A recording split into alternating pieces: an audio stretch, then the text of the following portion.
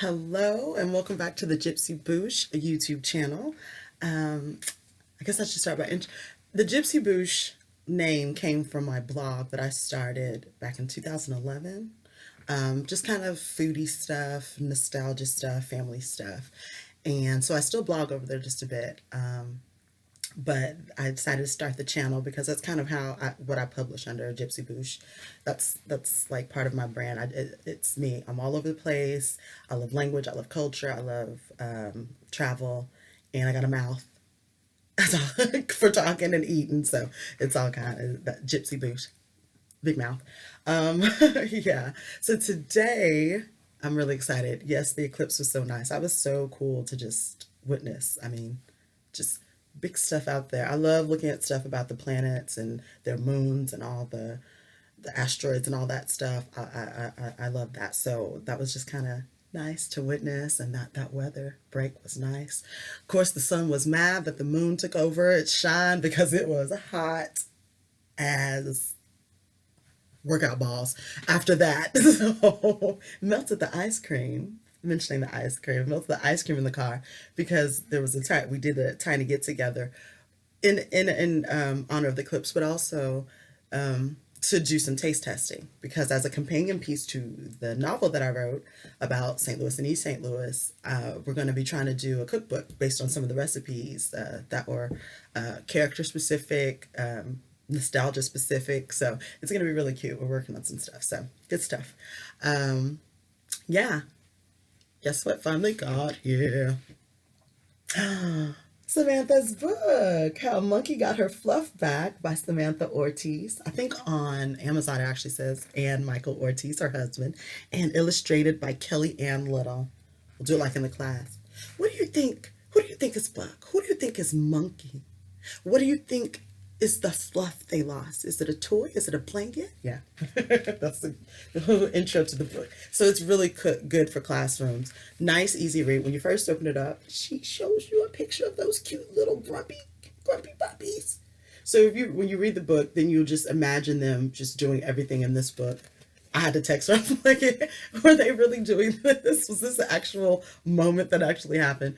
But you just imagine these cute little dogs. I'll try not to show it. Anything. But yeah, simple text. You can read it out loud. There you go. And cute, beautiful illustrations. Nice, bright, and poppy.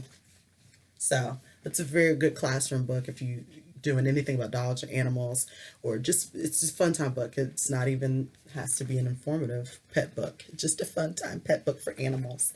So yeah, I'm glad I finally got that cute book. Let's get to my Kindle reads. You can see there's a lot of stuff on there. Let's start with this one, the Rocket Romance one.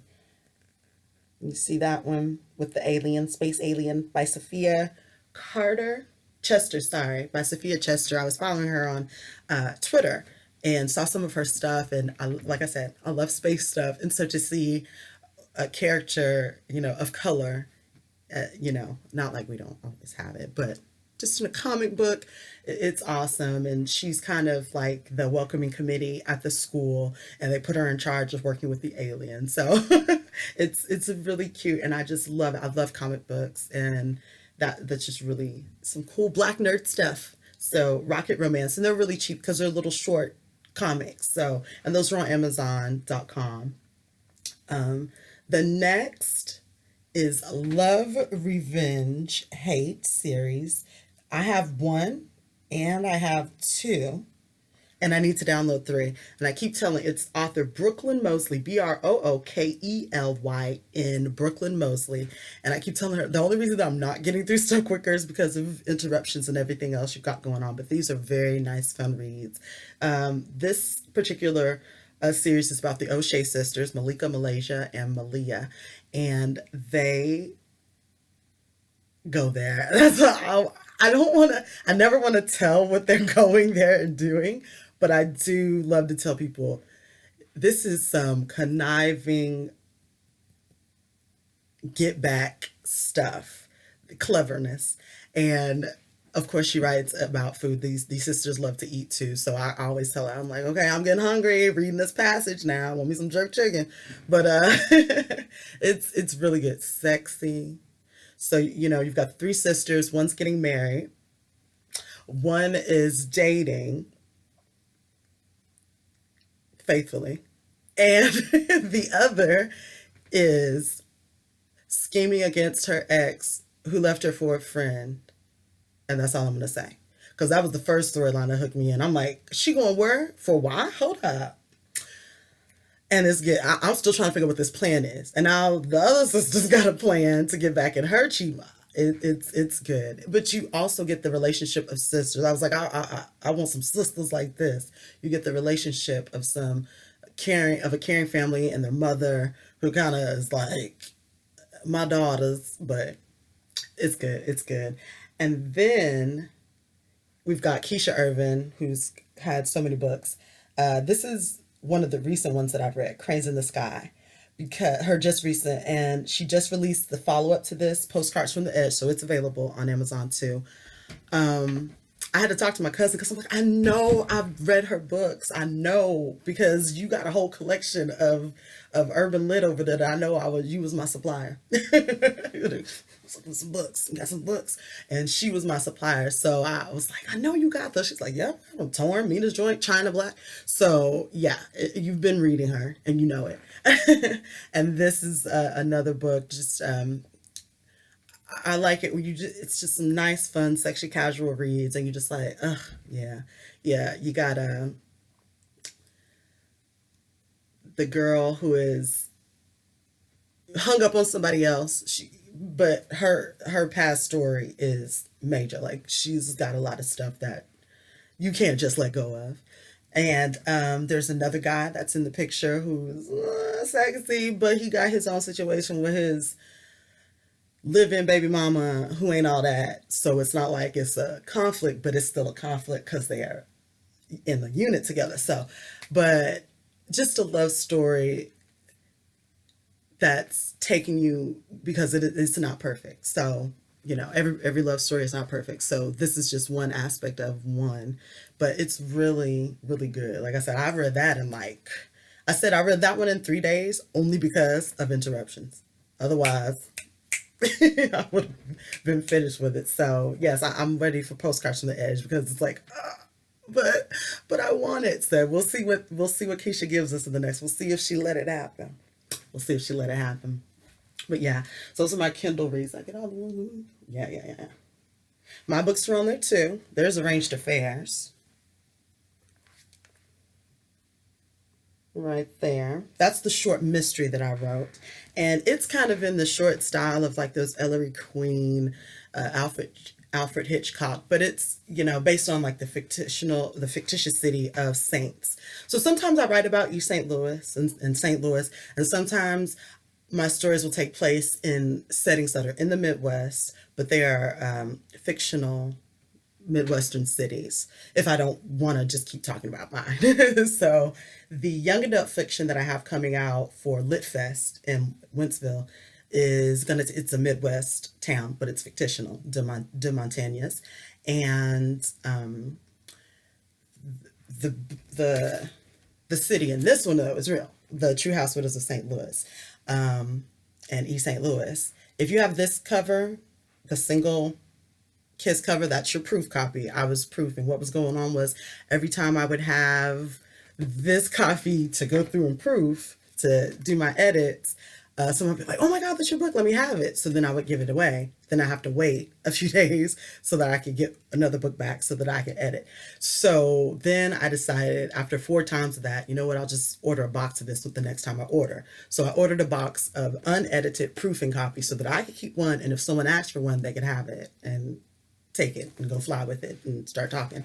So the triple kiss is the edited published paperback copy that you can get on Amazon and Create Space.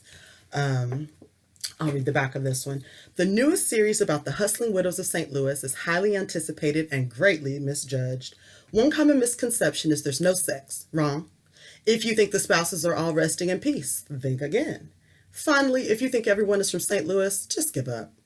Hyman Lichterstein and his partner in crime, Rayshawn Grayson, have their own stakes involved in fixing reputations in urban programming. The first step starts with a new web show to embrace the adjacent sides of one metropolis, St. Louis, Missouri, and its well-known sister city, East St. Louis, Illinois. The second step, keeping everyone alive. While the cameras capture Hyman's melting pot dreamcast, the ladies contend with degrading gossip, scandalous secrets, and the possible unveiling of the very dirty deeds intended to clean up the gritty streets of the East Side. As Rayshawn's stepmother joins the cast along with a gypsy and her estranged family, a recovering alcoholic activist, a philanthropist with a shady record, and the stripping Christian duo, the fans, stands, and haters grow. With higher ratings, you know what happens next. Desperate celebutante China doll Giancarla must be part of the newest hype, which doesn't sit well with her new mother-in-law, or most of the castmates. Will their personal ambitions and prejudices derail the show before they get a second season? Or can the media and the streets work together to flip the script on reality? Read through the unofficial flip script from the streets. If you are watching, whose side will you be on? Guaranteed no one will be able to resist the sex, sass, or mischief of the true house widows of St. Louis. So, like I said, this book was dedicated to a city. It's not going anywhere, but it's one of those cities where people are always, oh, yeah, I know that. Oh, I know that. I mean, even in college, I had a professor like, oh, I know, I had to roll through there in East St. Louis. And then as I was talking to Jax on Y107, he was saying, oh my God, I got lost down there. And so it's like, there's all this stigma, but there's so much more to the place. And if you're from a city that's like that, sometimes you want to just kind of put that out there that it's not all that. And even if it is that, sometimes there's more that can be found there and there's more that we can do. So like I said, a lot of the sites in here are real, but there's some buildings that were historical buildings that in this book, in real life, they keep saying, oh, we can't do anything about it. We don't know what. In this book, my investors and my people and my hood boys figured out what to do with it. So that's what this book is about. It's a love story dedicated to East St. Louis and St. Louis, because it's not like that's the only place we were. I have families that lived in East Carondelet, Belleville, Collinsville, Florissant, and even my fiance's family now is from all over Ferguson and people I know from Berkeley. So it's kind of like just a tribute to all the areas that we all know. And like I said from the other video, places that people were looking for, and I'm like, oh, I used to know that place. Oh, it's not even there. Or it's just a empty field. So that's where that comes from. In the next video, I'm going to probably do some character so you can see the characters of it. I know we talked about it in the little synopsis, but yeah, we'll get into some characters and stuff like that, and I'll do some readings. So I just wanted to update you on books that I've been reading and what else is taking up some of the time that we've got going on. And yay, we had Samira. We got some nicknames: Samira, Sam, Sammy, Six. From my cousin's baby sister was born Friday. No, Saturday. So we have, yeah, have been kind of in busy doing other stuff as far as that and getting other stuff off the ground. So we will welcome the round table back at another time, so once we get all the baby stuff settled. Tiny thing, 4 pounds, 10 ounces, little tiny baby.